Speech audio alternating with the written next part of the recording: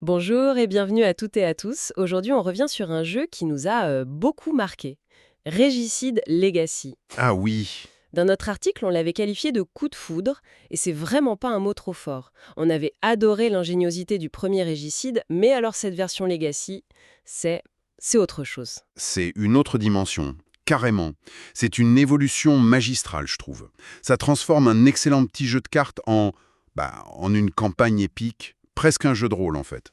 Mais attention, c'est une expérience qui se mérite. Ah ça oui, le jeu nous a fait pleurer de rage, il faut le dire. Et pourtant, on maintient que c'est le meilleur achat ludique de l'année. Tout à fait. Alors on va essayer de décortiquer ça ensemble. Comment un jeu à 75 € qui nous fait autant souffrir peut être un chef-d'œuvre? C'est tout le paradoxe. Commençons par le commencement. Le premier contact avec la boîte. L'objet, L'objet, oui. Elle est massive, elle est lourde, avec ce fermoir magnétique. On sent tout de suite qu'on est sur un produit de très très haute qualité. bah oui. Et l'esthétique de Sketch Colline, toujours aussi sobre, aussi classe. Ça impose le respect, quoi. Et quand on l'ouvre, Alors là, c'est encore mieux.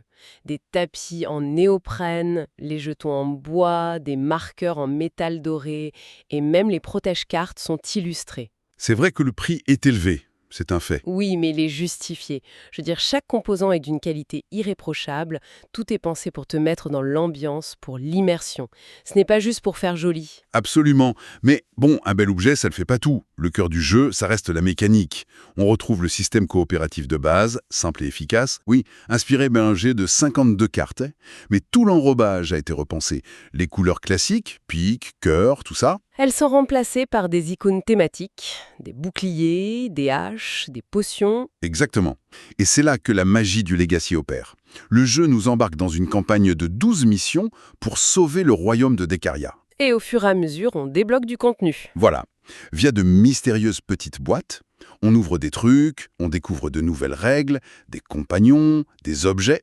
Chaque partie est unique. Elle est façonnée par nos choix, nos succès, Ou nos échecs, et il y en a beaucoup.